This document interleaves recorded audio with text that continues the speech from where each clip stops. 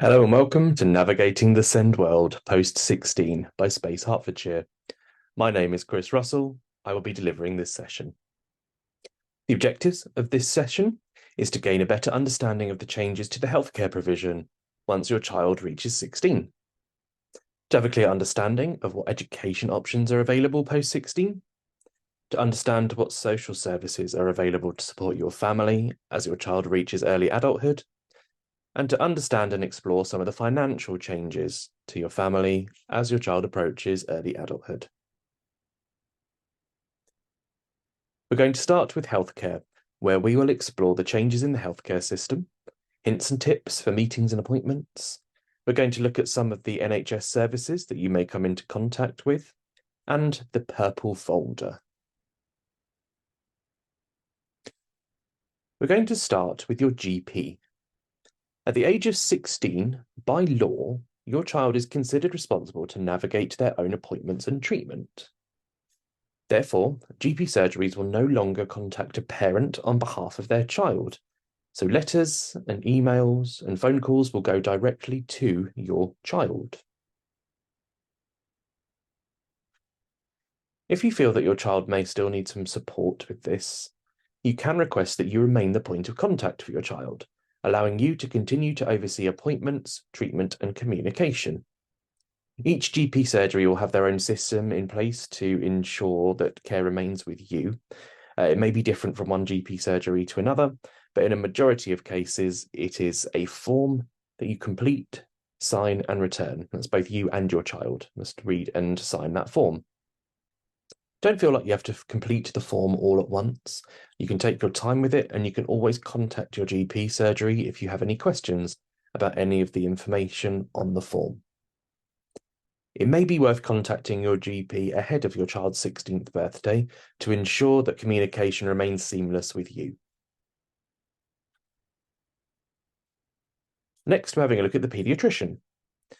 Depending on which department of paediatrics your child is under, the age of which your child transfers to the adult services can vary. A majority are either 16 or 18, however, physiotherapy can be as young as 8. Therefore, it is worth asking your department within paediatrics directly to discuss the age brackets and plan that transition with your healthcare provider. Now, mental health services. The Children and Adolescent Mental Health Service and PALMS, which is a branch of the Children and Adolescent Mental Health Service, also known as the Children and Young People's Mental Health Service, will keep working with children up until their 18th birthday. So if your child is being seen or is currently under the care of CAMS or PALMS, the service will speak to you and your child about the transition to the adult mental health services from the age of 16 onward. This is a good chance to be involved in the transition to adult mental health services, and it gives a good 2 years for that transition to take place, with careful planning involving you, your child, and your service provider. Now, when accessing adult services, this doesn't mean that your child has to attend appointments on their own all of a sudden. You, as a parent and carer, can still attend as an advocate for your child. Now, in some cases, it might be tricky to navigate this. Some of your children may want more independence, but still may need support during the appointments. And it's also worth noting that as your child accesses adult services, your child might not request advocacy and want to attend in private on their own. At Space, we've gone to the parent carer community and gained some tips for increasing your child's independence during appointments. The first is prior to your child's appointment, help them to make a list of what the points they may wish to discuss are. This could be a list in the form of voice notes on a phone, notes on a phone. It may be a handwritten note, maybe with or without visuals. This may be supportive as you can help your child to structure their appointment and the conversation topics. It is also worth discussing roles during appointments. What is your role? Are you there to make notes for your child? You're there to scribe and write down the conversation? Are you there to start the conversation and then take a step backwards and let your child continue? Is your role just to be in the room? You're not there to talk, you're not there to make minutes. You are just there for moral support in the room. Are you transport? If so, what kind of transport? Are you transport to and from the building or the room, the doctor's office? Are you uh, are you transport to the hospital, to the doctor's surgery, across the road? What does your transport look like? Where does your child want dropping off, and where can they navigate independently? Are you there to support your child's executive functioning by booking appointments and putting them in their calendar? So you could be a chauffeur, you could be an advocate, a personal assistant, or any or all of the above. But it is definitely worth discussing roles as your child approaches adult services, so everyone knows what the expectation is. Anyone over the age of 14 who is on their doctor's learning disability register is eligible for a free annual health check. If you're not sure if your child is on your doctor's learning disability register, you can always ask your GP. Next topic is consent. From the age of 16, you are considered legally to have capacity to consent to your own medical treatment. Medical treatment includes things like vaccinations, boosters, jabs, any sort of medical procedure or examination, medications, prescriptions, and everything else. It's very important to keep talking to your child about their rights and to help them make informed decisions. As we know, there can be a lot of misinformation spread on social media about healthcare. It is worth speaking to your child about what the pros and the cons are about their medical treatment, and offer to help them to access further information on any medical treatment from a verified and trusted source. If you feel like your child does not have the capacity to consent to their own medical treatment, you will need to seek legal advice.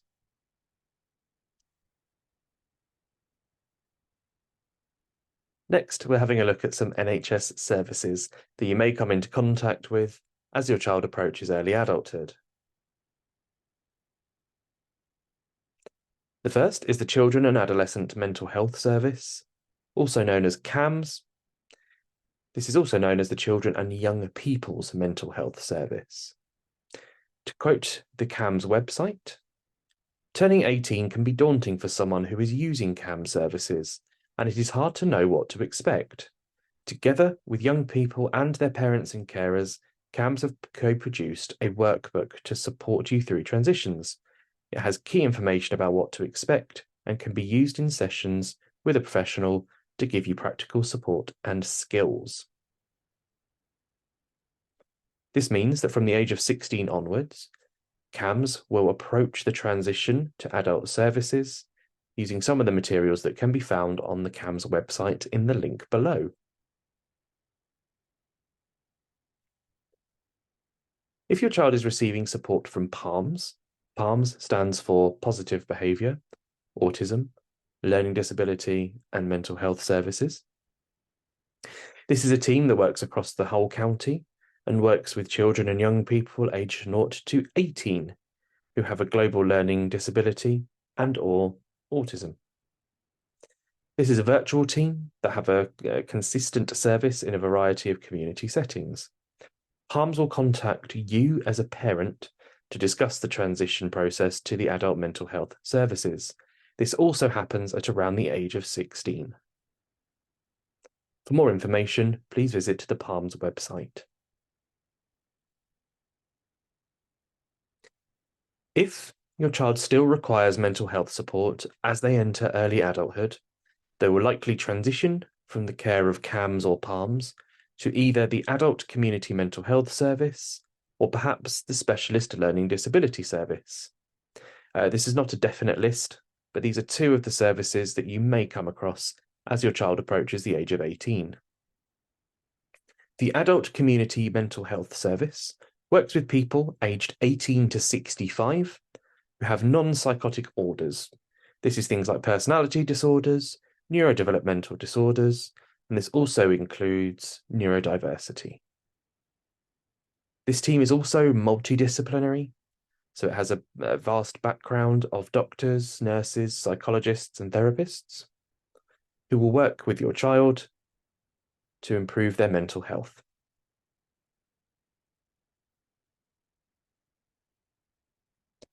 If your child is under PALMS, there is a chance they may be referred on to the Specialist Learning Disability Service. This is a team that provides healthcare to adults with learning disabilities whose needs cannot be met by mainstream services such as the Adult Community Mental Health Service. This team helps to ensure that people with learning disabilities receive the same care and treatment as everyone else when there is a concern about physical or mental health. Next, we're having a look at NHS eye tests, prescriptions, and dental care.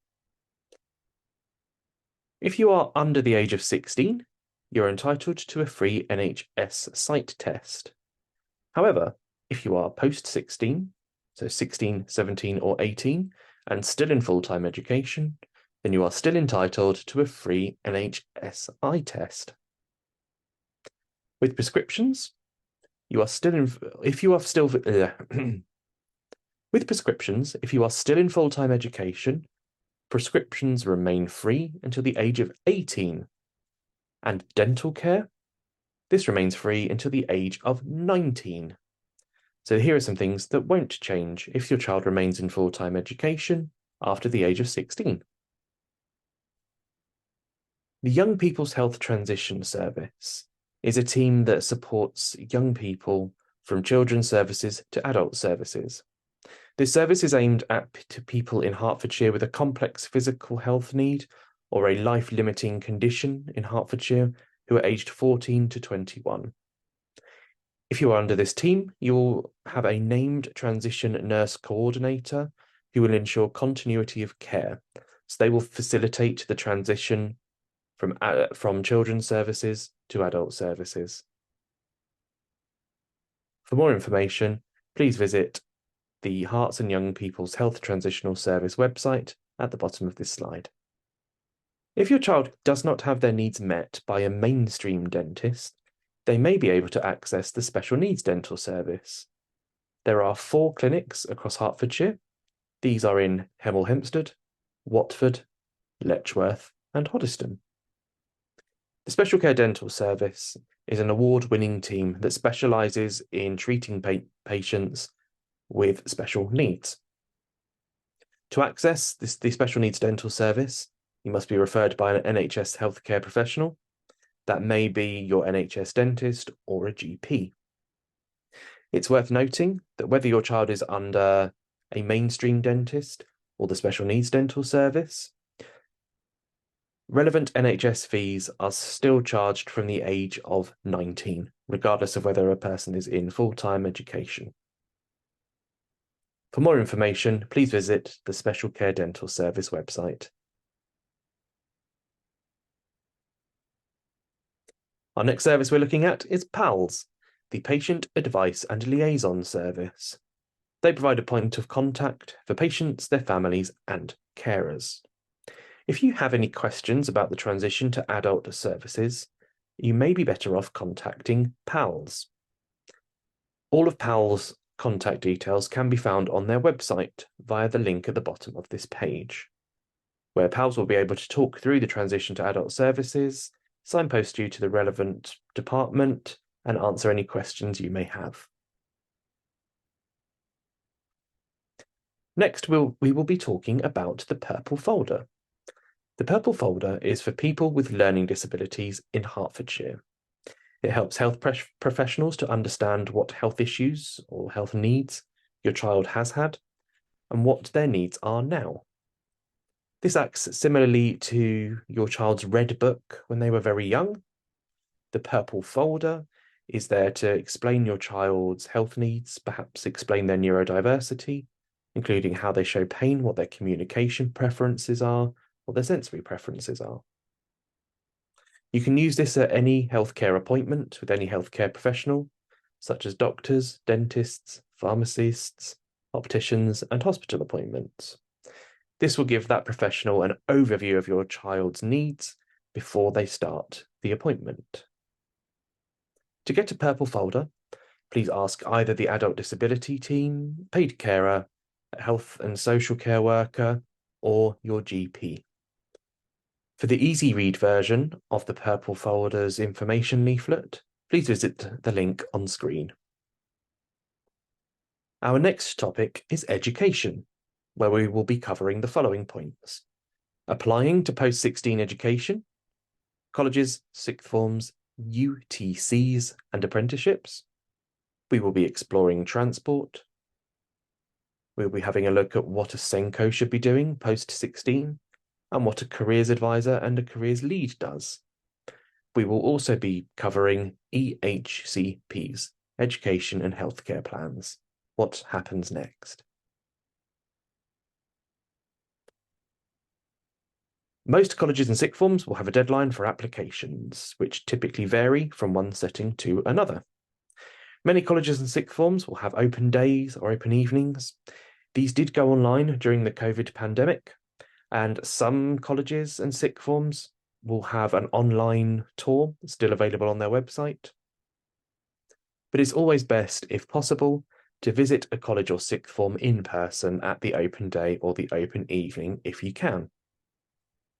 During the application process, both you and your child should have the opportunity to speak to the inclusion officer, the SENCO, the learning support manager, whoever is responsible for the special educational needs provision across the setting. This is an opportunity to discuss that college or sixth form's SEND offer and see what support your child will receive during their education. Something worth noting is making sure that the college or sixth form you apply to does offer the course that you want to access before you apply or plan to visit the setting. Now, this may seem silly, but some courses will have a very similar name, but with very different course structures. One example of this is a family who we were working with. We're applying to a music production course and a music technology course, which sounded very similar, until they double-checked and realised that one was very much a creative and arts course, and one was looking at the acoustics of sound waves and physics, two very different courses with very similar names. It is also worth checking the entry-level requirements, what grades your child will need. If it looks unlikely that your child will meet the required grades, it is still worth a conversation with the school's SENCO or equivalent to discuss reasonable adjustments, as you never know.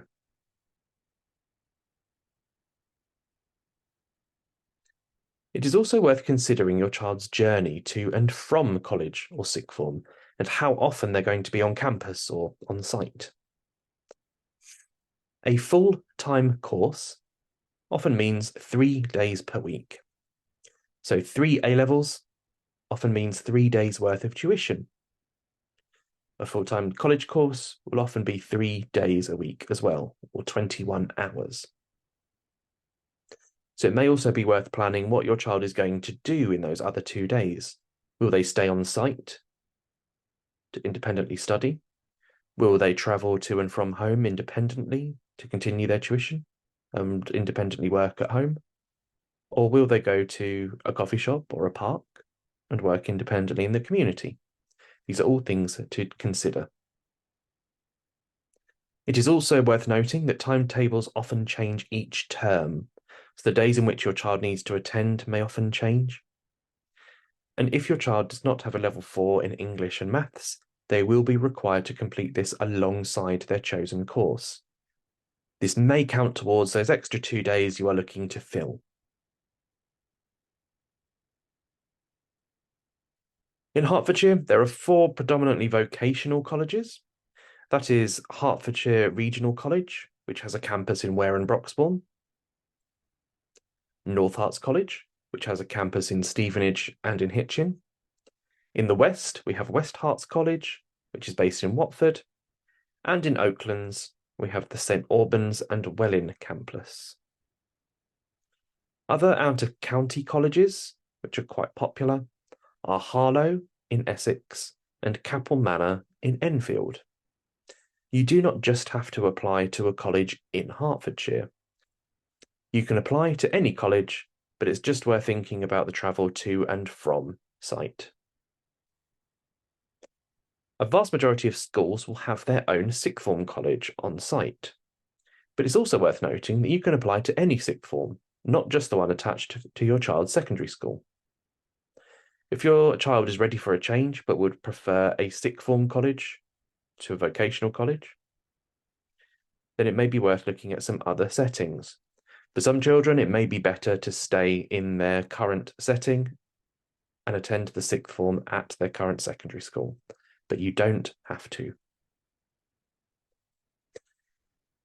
If you feel that your child will need some support with the communication around timetable changes or room changes or independent study expectations, you can also speak to the college or school and ask to remain the point of contact, a bit like you would with your GP, as we discussed in the first health topic. This is something you can also do with a school or sixth form. Please contact them if you feel that this is appropriate for you and your child. Next, we'll be having a look at UTCs. Now, a UTC is a University Technical College. This is a setting that offers a slightly different educational choice from other schools and colleges. They offer secondary-aged education, so that's Key Stage 4 and 5, so usually ages 14 to 18. Some will offer from Key Stage 3.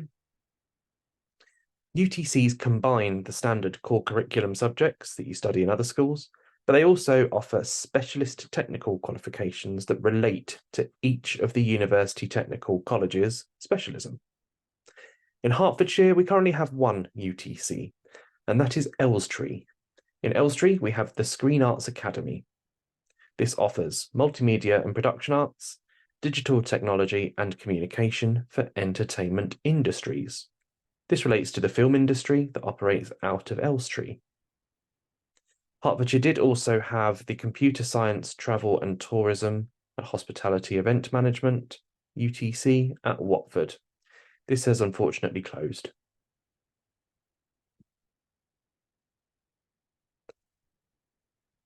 Formal education is not the only option post-16. Your child may wish to apply for an apprenticeship, of which there are many types. A standard apprenticeship is where you work alongside experienced staff to learn while you earn. This is for children aged 16 and over. The T-levels are a mix of learning in the classroom and on the job. This is slightly different to an A-level or an academic level. A T is a technical level. This is for young people aged 16 to 19. Your child may become a trainee and take a traineeship, where again you develop new skills in the workplace and a classroom. This is for people aged 16 to 24. And if your child has an education and healthcare plan, they may go for a supported internship. This is where you spend time in the workplace and follow a study plan designed by you that is written into your education and healthcare plan. This is for young people aged 16 to 24. For more information on this, you can visit the National Careers website. The link to this is at the bottom of the screen.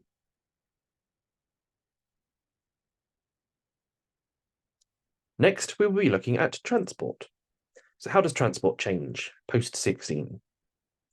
Well, there is no statutory entitlement to travel support for 16 to 18-year-olds attending a school or college.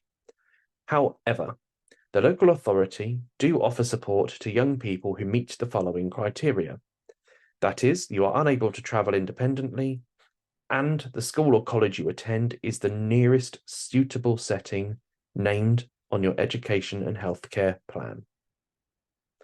So if you are going to your nearest suitable setting and it is unsafe to travel independently to that setting, you may still receive transport. For more information, please visit the local offer. The link to the transport section is at the bottom of this slide. Next, we will be having a look at a SENCO. So what does a SENCO or an INCO do post-16? SENCO stands for Special Educational Needs Coordinator. INCO stands for Inclusion Coordinator. The SENCO is responsible for making sure that the needs of your child are met. That is their role. Colleges may have a learning support manager that does a similar role. The name may change from one college to another or across one sixth form to another, but you can generally find on the school's website in the Who's Who section who is responsible for the special educational needs coordination. Support from a SENCO should be aimed at promoting independence and enabling your child to make good progress towards employment, more education, independent living, or good health. From year 9, at the very latest, preparing for adulthood. This is often shortened to PFA. Preparing for adulthood should be an explicit element of conversations when you're working towards post-16 outcomes. So what does this look like? This means that young people should be there to participate in discussions about what their aspirations are, what their wishes are for the future, what are their needs, what support they think they will help them best. This support should be aimed at promoting independence and enabling your child to make good progress. The SENCO also needs to ensure that any auxiliary aids or reasonable adjustments are in place at your child's next setting. Careers advisors and leads. Maintained schools have a statutory, so that's a legal duty, to ensure pupils from year 8 to year 13 are provided with independent careers guidance. If your child attends an academy or a free school, they are subject to this via their funding agreements, although a majority of academies and free schools do also offer careers advice and guidance. Further education colleges and sixth form colleges are also required through their funding agreements to secure access to independence careers advice. This includes students up until the age of 18, and if you are 19 to 25 and you have an EHCP, you are also entitled to this. A careers advisor or a careers lead should be using a huge range of approaches. So that could be taster opportunities, work experience, mentors, visits, entrepreneurial options, speaking to role models, or inviting inspiring speakers in to speak to your cohort. Local authorities have a role in fulfilling their duties to support the participation of young people in education and training by identifying this targeted support to make positive and well-informed choices. This means that the careers advisors and leads should be differentiating to meet your child's needs and make sure that the careers advice and careers guidance is relevant to your child. Next, we'll be having a look at education and healthcare plans, EHCPs. So what happens as your child approaches 16? Well, from year 9 onwards, your child should be encouraged to attend or contribute to their annual review. In this annual review, there will be a focus or a target on PFA, preparing for adulthood. These targets could be identifying post-16 pathway. So is that a college? Is that an apprenticeship? Is it a sixth form? Is it supported employment? Another target could be support to prepare for independent living. So is it accessing local housing, supported accommodation, or social care? It could be support in maintaining good health, including effective planning from child to adult healthcare. That links into everything we were talking about in the first topic. Or is it support in participating in the community? In many instances, it will be travel training, learning to use public transport in order to safely travel to the next post-16 pathway and gain independent skills. So your child is invited and encouraged to attend their annual reviews from year 9 onwards. The local authority should consider the need to provide a full package of provision across education and healthcare that covers 5 days a week. So if your child has an EHCP, the local authority should consider the need So if your child has an EHCP, the local authority should consider the need to cover that 5-day-a-week tuition. So where a full-time course is 3 days a week, those extra 2 will be a package of provision that could be PFA targets, it may be maths and English, it may be a combination of both. Now, where your child is invited and encouraged to attend their annual reviews, this doesn't necessarily mean they have to be in the room with everyone else. They may attend virtually, or they may put their thoughts and feelings forward on a written piece of paper, a voice note. In some instances, it may be a PowerPoint that's presented on a memory stick and passed on to the annual review team. Either way, your child is invited and encouraged to be a part of their annual review to plan for their preparing for adulthood targets. It's also worth noting that from the age of 16, your child can advocate for themselves regarding their EHCP. This includes their right to close an EHCP. If your child moves on to a level 4 or above, so that's a university level qualification, the EHCP will automatically cease.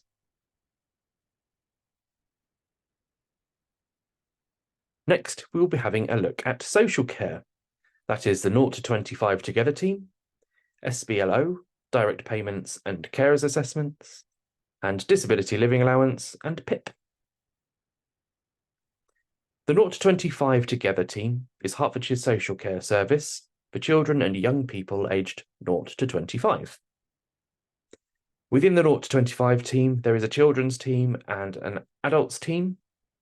And as your child approaches their 18th birthday, you are required to have a reassessment by the 0 to 25 team, where you are allocated a new social worker from the adult team. The 0 to 25 Together team are there to help children and young adults with disabilities to live safe and independent and fulfilled lives until the age of 25. Areas that the 0 to 25 team cover are assessments, direct payments, nursing input, signposting, and preparing for adulthood. This includes independence towards health, social care, and the community. For more information on the 0 to 25 Together team, please visit the link at the bottom of the page. Our next topic is SBLO, Short Break Local Offer. This is a Hertfordshire initiative that offers 40 hours of respite for children who meet the criteria. They live in Hertfordshire, they have an identified additional need, and they are aged between 5 and 19. So as your child approaches their 16th birthday, you don't need to do anything. SBLO will continue up until the age of 19. There are a series of places that you can use your SBLO allowance. A majority of families will access a play scheme, an activity, or a club. But for more information and to apply, you can visit the Hertfordshire Local Offer website, and the link to the SBLO section of the local offer is at the bottom of this page. Next, we will be looking at direct payments. If for any reason you can't access SBLO, so if the activities are not suitable, not enough hours, you can apply for direct payments. To do this, you would apply for a social care assessment from the 0 to 25 team, and you may be awarded a certain number of hours. This equates into a sum of money that is paid into a separate account where you must show what you have spent. This isn't anyone trying to catch you out. This just helps service planning in the future to see where direct payments are being spent. Majority of families will hire a carer or again attend private clubs, activities, and schemes. As you approach your child's 18th birthday, they will be reassessed for direct payments to continue.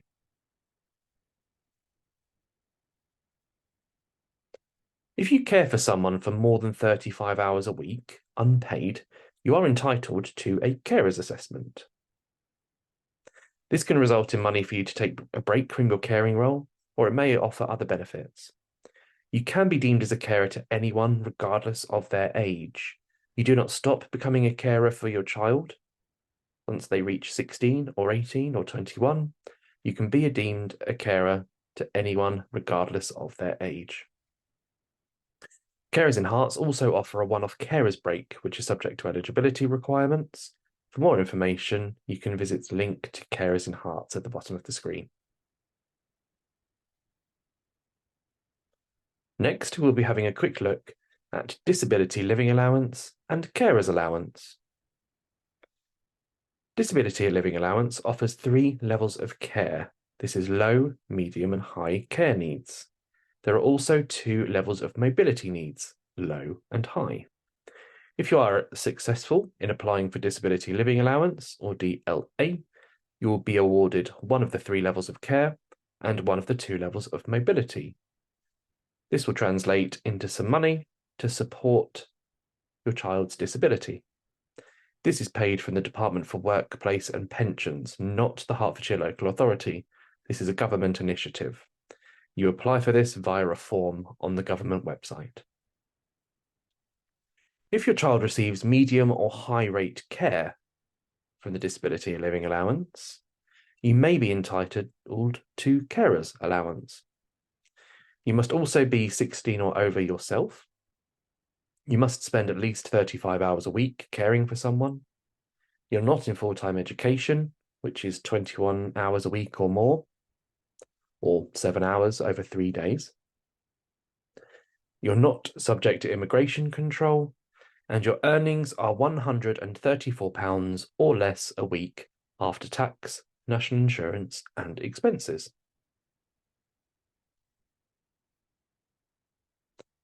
As your child approaches their 16th birthday, they will move from DLA to PIP, which stands for Personal Independence Payments. This is very similar to Disability Living Allowance. However, there are only 2 levels of daily living care, low and high. Similarly, there are still 2 mobility needs, low needs and high needs. This is also paid by the Department for Workplace and Pensions, not the local authority. And as your child approaches their 16th birthday, if you are already in receipt of DLA, Disability Living Allowance, the Department for Workplace and Pensions will contact you to ask if your young person will require appointeeship, so that is support in the transition to PIP. If you're not currently in receipt of DLA, you can make a new application by contacting the PIP claim line. The number is on screen, or you can visit www.gov.uk/PIP. Our last topic is finance, where we will be discussing bank accounts, child trust funds, child savings accounts, the specialist banking teams or specialist banking services, disability living allowance and PIP, bursaries, DSA, which is Disabled Students Allowance. We will be discussing appointeeships, universal credit, tax credit and housing, and wills and trusts. Typically, most banks require you to be 18 to have an adult account. If this is your child's first bank account, then they would usually have to go in branch, in person, to open this. Some banks will automatically transfer a child account into an adult account. Some will only do this when you ask. So if your child has a children's bank account, it may be worth double-checking with your bank that this has transitioned into an adult account, as it might not do it automatically. If you have any concerns about your child's financial capability, you may wish to open a joint bank account with your child. You don't just have to open a joint bank account with a partner or a spouse. You can open a joint account with your child. This may support your child with monitoring and supporting income and outgoings. If your child has a savings account in your care, then this typically transfers into their name at the age of 18. Similarly, with child trust funds, if you have one of those, shortly before your child's 18th birthday, you are contacted to update communications, so they go into your child's name. They will then receive a cheque in the name of their child trust fund when it matures. Many banks will have a specialist banking team or a specialist banking support team, specialist banking service. This is there to support anyone of any age who may need extra help managing their money. Contact your bank directly to inquire about the specialist banking team, as according to the quote, There are lots of different reasons a customer might want to reach out to the specialist support team. For example, if you're living with a disability or health condition, or experiencing panic or anxiety over paying rent, mortgage, or essential bills, the specialist banking teams are there to help. Contact your bank directly to discuss access to the team, as each bank will have a service that operates in a slightly different manner, and some banks may not offer this service. Bursaries. You may be able to get a 16 to 19 bursary if at least one of the following applies. You are in or you've recently left local authority care. You get income support or universal credit if you're financially supporting yourself. You receive DLA in your name and employment and support allowance, ESA, or universal credit. Or you get PIP, personal independence payment, in your name and either ESA, employment and support allowance, or universal credit. For more information on the government's 16 to 19 bursary, you can visit the website on screen. Some schools or colleges may offer a discretionary bursary. This is a bursary, a one-off payment that your child's school or college will have. They will look at your individual circumstances, and this does often include your own family income, just so you're prepared. Ask student services about the criteria or any evidence you may need.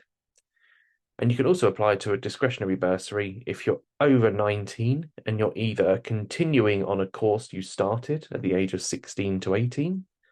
This is known as being a 19 plus continuer, as you're aged 19 and continuing on your course. And you have an EHCP. We've mentioned disabled student allowance a bit there. DSA is support to cover study-related costs that you have because of either a mental health need, a long-term illness, or any other disability, including neurodiversity. This can be on its own or in addition to any other student finance you get. The type of support or financial support you get depends on individual needs. This has nothing to do with household income. It's just needs-led. And if your eligibility is confirmed, your child will likely be contacted for further information or an assessment. This is something to be aware of. You can apply for DSA if you live in England and you have a disability that affects your ability to study, such as a specific learning difficulty, such as dyslexia, or if you have ADHD or autism, any mental health condition, anxiety and depression, a physical disability, a sensory disability or a sensory impairment, a long-term health condition, for example, cancer, chronic heart disease, or HIV. In addition to this, you must also be an undergraduate or a postgraduate student. This includes distance learning, open universities. You must also qualify for student finance from Student Finance England and be studying on a course that lasts at least 1 year. DSA is not allocated automatically.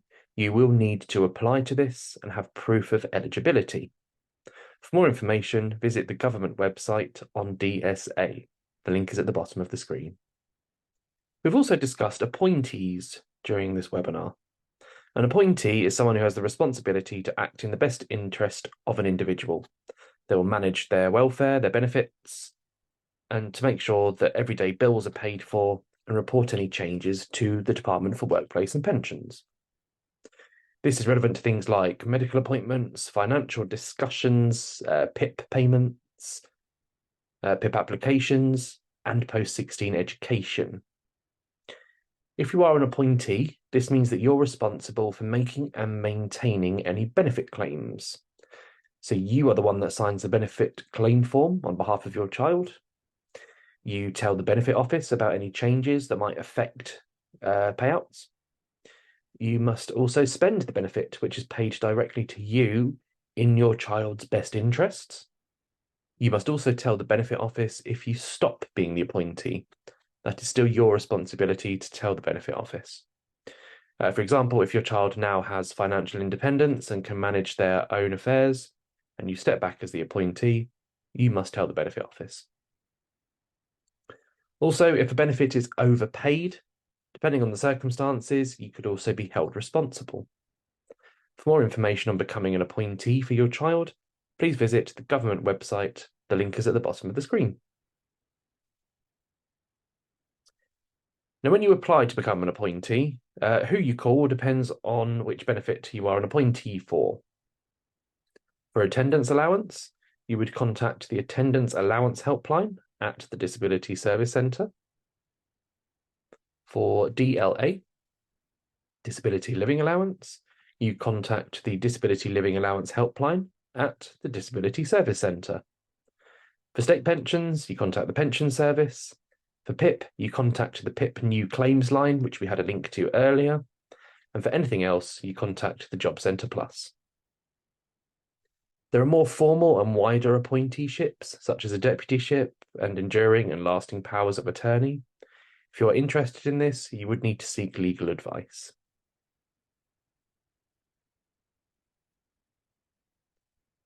Once your child reaches the age of 19, as a parent and carer, you are no longer able to claim universal credit, tax credit, or housing benefit on behalf of your child.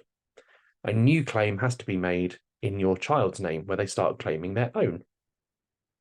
However, when you turn 16, you can claim universal credit in your own right. However, if a child does claim universal credit in their own right before their 19th birthday, any benefits that you receive as a parent and carer, such as child benefit, tax credits, they will all cease. Contact is a financial support charity that recommends that when your child turns 16, you make a credit-only claim for employment and support allowance. So if there are any concerns over capability to work, this supports a claim in your child's own right when the time comes. So due to changes in the law, most disabled students who haven't established a limited capability for work before they start an education course don't then qualify for universal credit, because it's no longer possible to qualify for universal credit by establishing limited capability for work during a course. This is a bit of a complicated topic, so to read through this in more detail, please visit the link to Contact's website on screen. We'll also be talking about wills and discretionary trusts. So many neurodiverse children may not have the capacity to manage their own finances or live independently at the time that you pass away. So having a detailed will in place gives you peace of mind to clearly identify who the new appointee, the new deputy, the new guardian will be if anything does happen to you, to make sure that your child still continues to receive the support that they need. You may also want to set up a discretionary trust. This is where a team of trustees can make certain decisions about how to use trust income and sometimes the capital itself. So the trustees will decide how much income or capital gets paid out of a trust, which beneficiary it goes to, how often payments are made, and any conditions to impose on the beneficiary. A discretionary trust is also set up to put assets aside for a future need, so a grandchild or child who may need more financial help than other beneficiaries, and beneficiaries who are not capable or responsible enough to deal with money themselves yet. If this sounds like something you are interested in, it is worth speaking to a solicitor about this. We're going to finish this webinar with some good to knows. At the age of 10 to 17, you can be interviewed by the police, but you must have an appropriate adult present. The police are not allowed to search anyone under the age of 18 unless there is an appropriate adult present. It is worth noting that an appropriate adult is anyone who is not considered mentally vulnerable by the police and over the age of 18. This is not necessarily a parent or carer. The police can also take fingerprints and photos of anyone over the age of 16 without their consent, and there is no specific provision to have a parent or guardian present. There is also a very high threshold in very urgent circumstances where police can search without an adult present. This is only when there is an immediate risk to life or an immediate terror risk. So very urgent, very high thresholds. So for over 18-year-olds, there is a mandatory procedural safeguard for young adults or any adult who is considered mentally vulnerable by the police. This often includes neurodiverse people. If your child is over 18 and considered mentally vulnerable, then there is a safeguard in place to have an appropriate adult with them. In this instance, for any over 18, police shouldn't undertake searches, interviews, or any ID procedures without an appropriate adult present. Now, from the age of 16, your child is going to receive their own national insurance number. This is used in correspondence with His Majesty's Revenue and Customs, the Department for Workplace and Pensions, and some healthcare provisions. It's a very exciting time.